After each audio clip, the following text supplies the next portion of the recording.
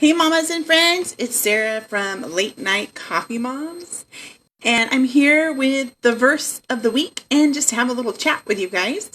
So the verse is in Romans this week. It's Romans 12, 1 and 2. You guys probably already know it. You probably already heard it. If not, let's read it together. We're going to be reading, I don't know what translation this one is. The NIV is what I'm going to be reading it from. And then I might read it from the Message too. I don't normally spend a lot of time in the Message, but I like how it paraphrases this verse and how it, I don't know, you'll see. So let's read it in the NIV first. Romans 12, 1 and 2. Therefore I urge you, brothers, in view of God's mercy, to offer your bodies as living sacrifices, holy and pleasing to God. This is your spiritual act of worship. Do not conform any longer to the pattern of this world, but be transformed by the renewing of your mind. Then you will be able to test and approve what God's will is, his good, pleasing, and perfect will.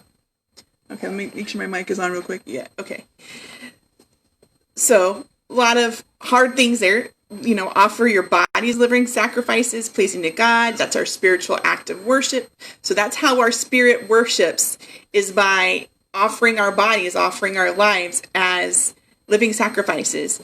And we do this because God has been merciful to us, and so that we can know what his good, pleasing, and perfect will is, right? Okay, so let me go over, and I'm going to read it from the Message, and it's just going to paraphrase it, and this is what we're going to talk about, okay? So it's the same verses, just a different kind of translation, but it's more conversational, okay? So here we go. Take your everyday, ordinary life, your sleeping, eating, going to work, and walking around life, and place it before God as an offering. Don't become so well adjusted to your culture that you fit into it without even thinking. Instead, fix your attention on God, and you'll be changed from the inside out. Okay, so you can see that doesn't exactly line up with the words that are actually in the scripture right here, but it's a good paraphrase. And this week on my blog, and actually this month on my blog, I'm talking about shiny new curriculum fails from homeschooling and stuff like that.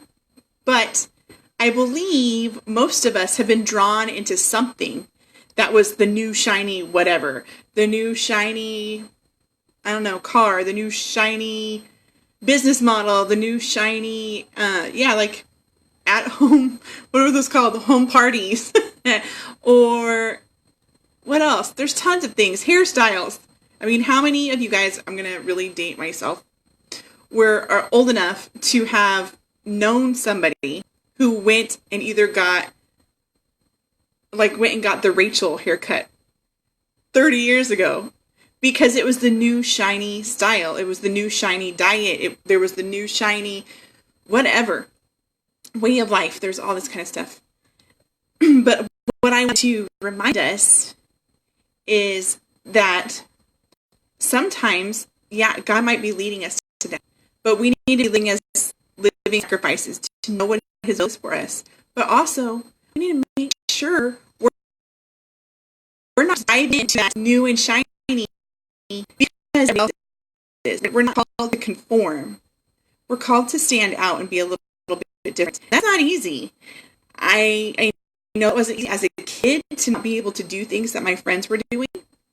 I know it's not easy on my children because in some ways I'm even stricter than my parents were. So, there's that.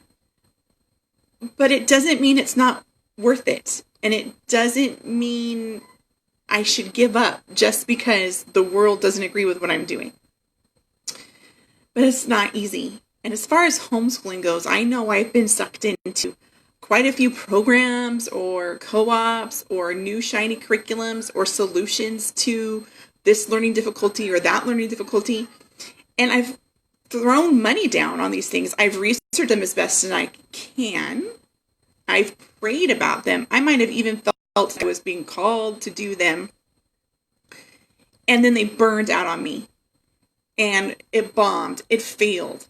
Now, the failure of something you're trying out isn't a sign that wasn't from God. It's just a sign that it doesn't work anymore, and it's time to try something new.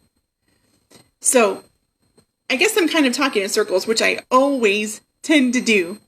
But take some time, especially in the summer. If you're a homeschooler, reevaluate what you're using and why you're using it. Are you using it because it's promising that your kids will get into universities easier? Are you using it because it's saying that your children will be academic?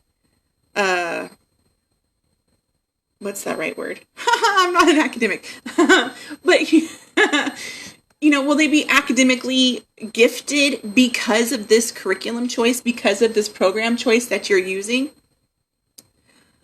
Look into that. Look into the why. If you're not a homeschooler, there's still things like that we are looking at. Why are you choosing the extracurricular activities your kids are doing? Is it because they're popular and good as far as everyone else is concerned? Or is it because that's what your child's gifting is at, and that's where you feel like God wants you to grow them? Take time, especially in the summer, even though the kids are around you and screaming and being crazy, especially for traditional school parents, it's a shock to have them all around all the time again. Watch them. Pray over them. Watch their giftings a little bit more carefully and ask yourself, am I conforming to a pattern that I was never meant to fit into? Am I striving to stick my kids, my family, my house, myself, my worship to God into a pattern that the world has put on me, or that people around me might have lovingly tried to persuade me into because it works for them?